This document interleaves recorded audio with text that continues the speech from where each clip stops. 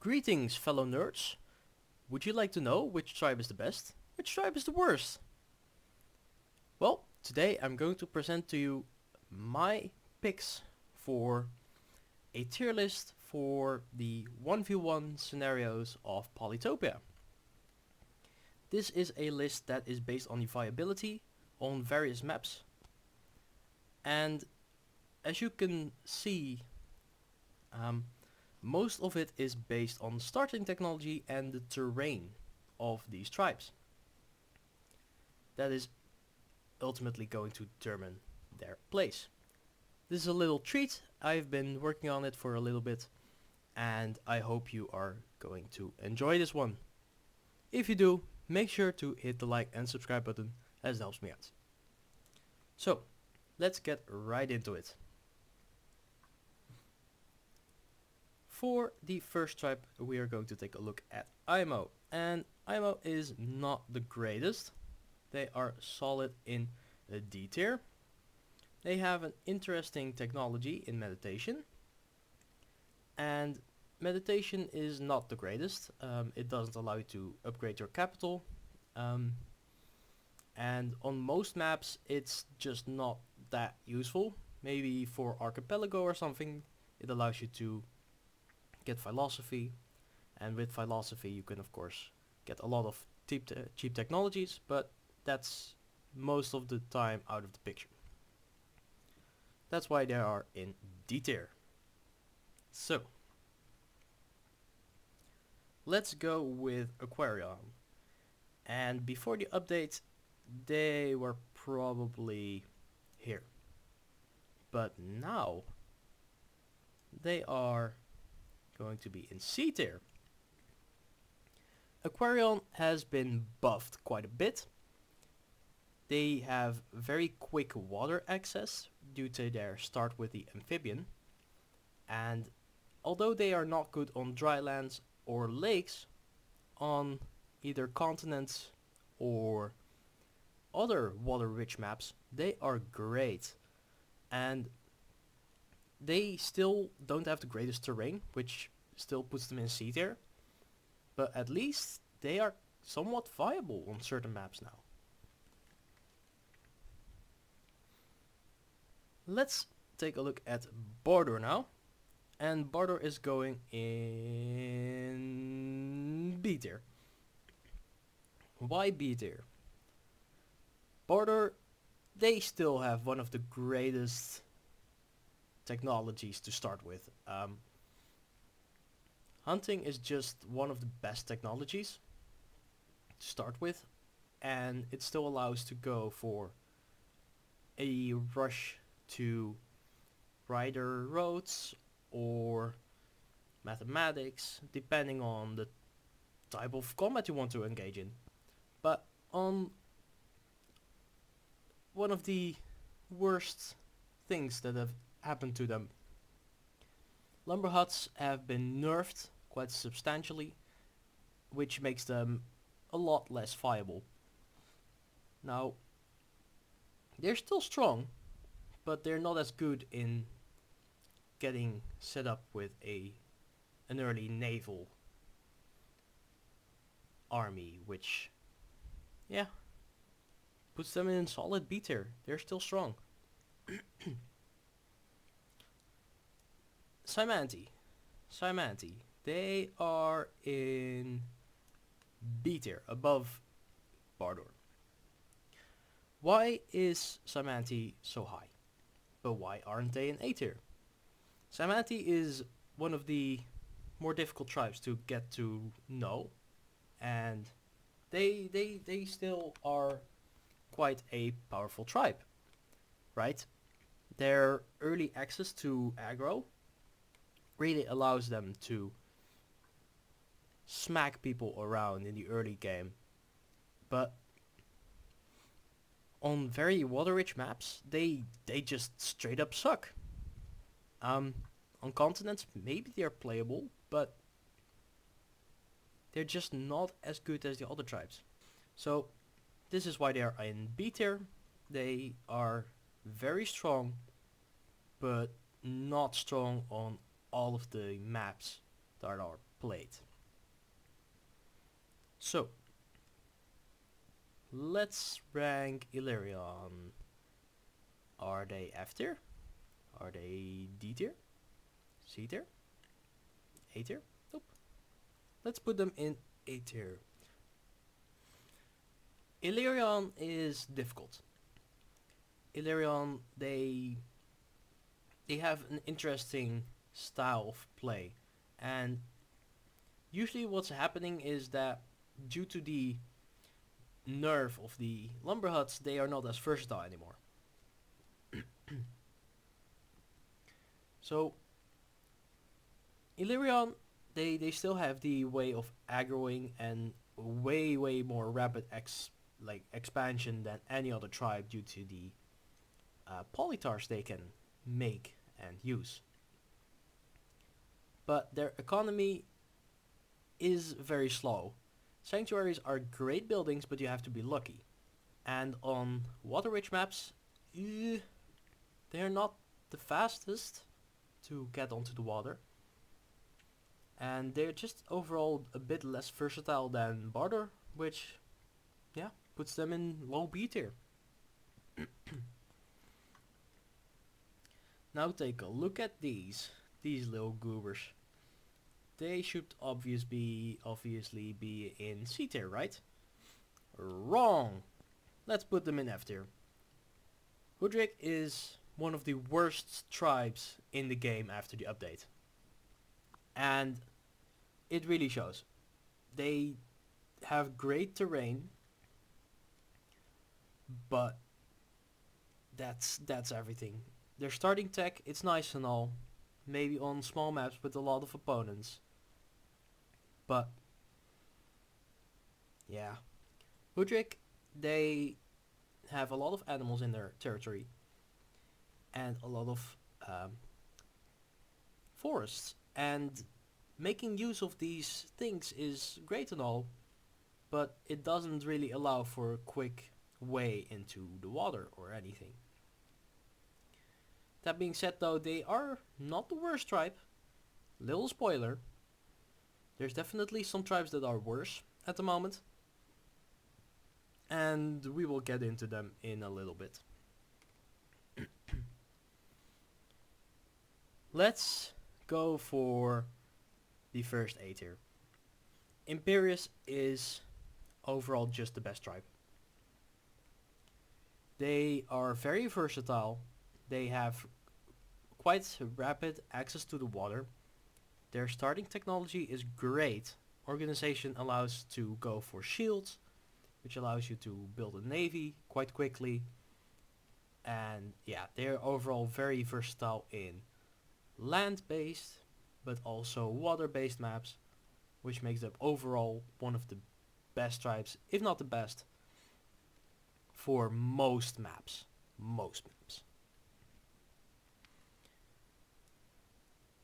Kiku goes next to Imperius. Kiku has been a great tribe for the longest time, but what really sets them apart now is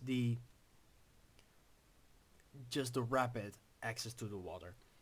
Kiku is just by far the best way to get onto water quickly, but also upgrade their cities, as well as expanding rapidly enough to make use of the technologies they have.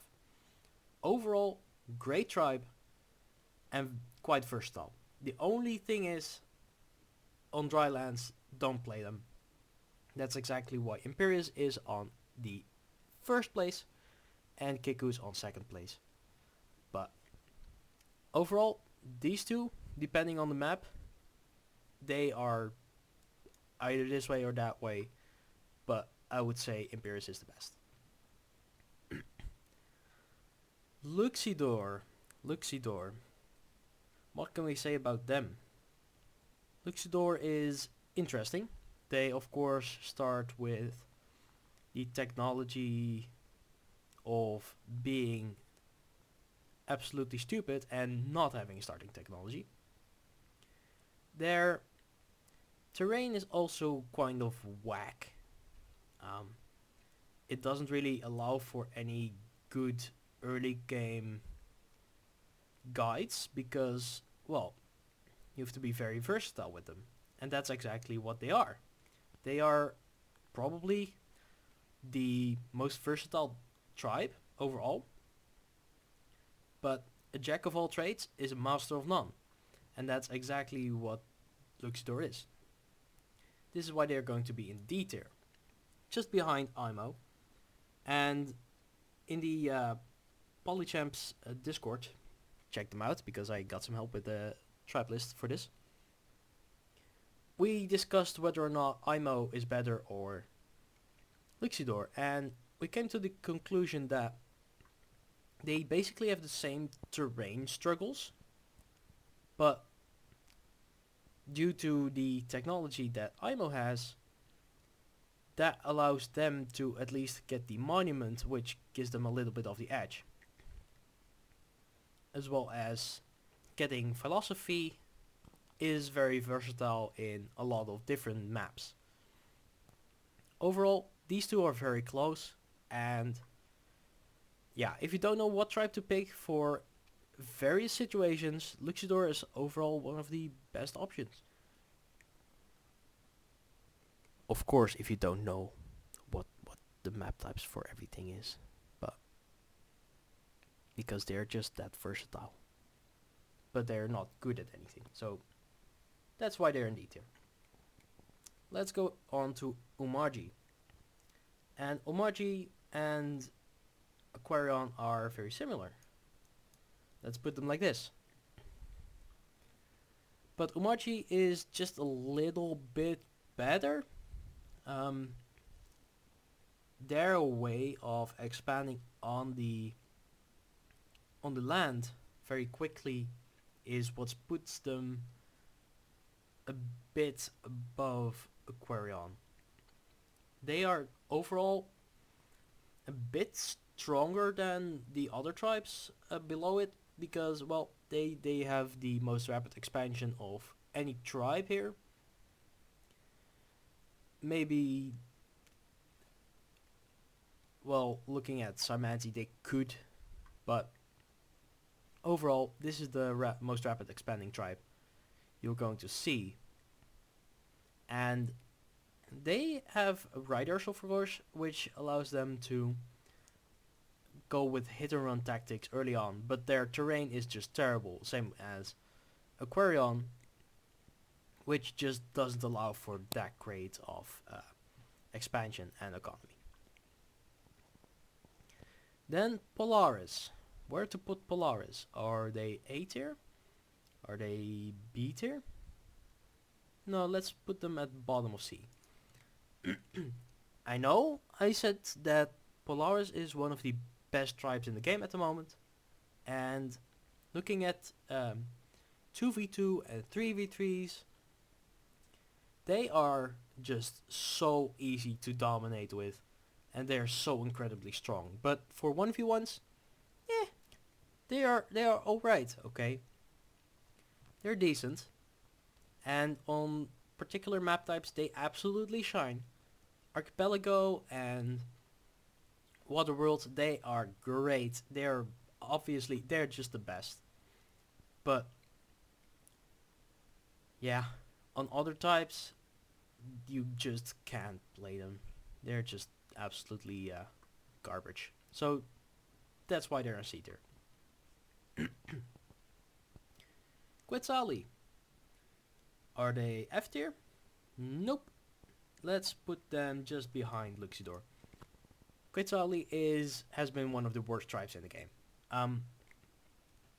Quetzali, of course, starts with shields, and they have an easy road into diplomacy, but yeah, how useful is that in 1v1s?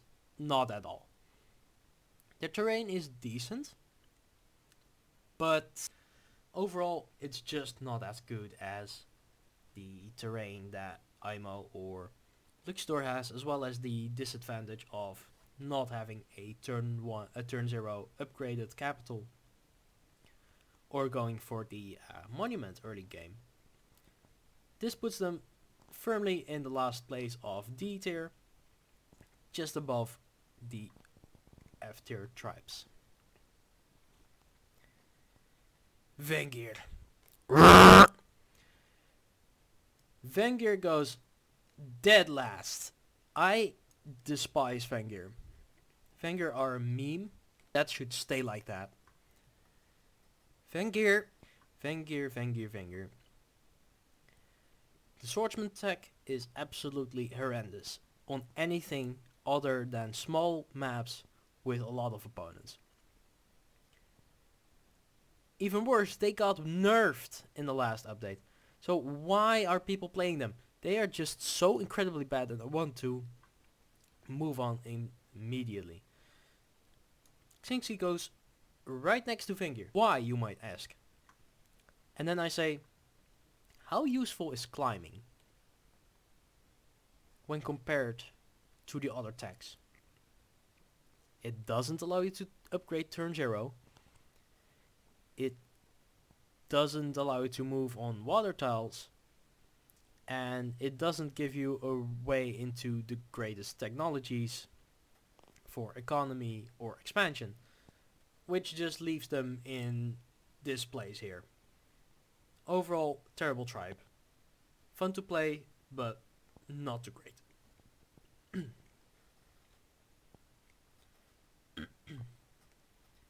Yadak.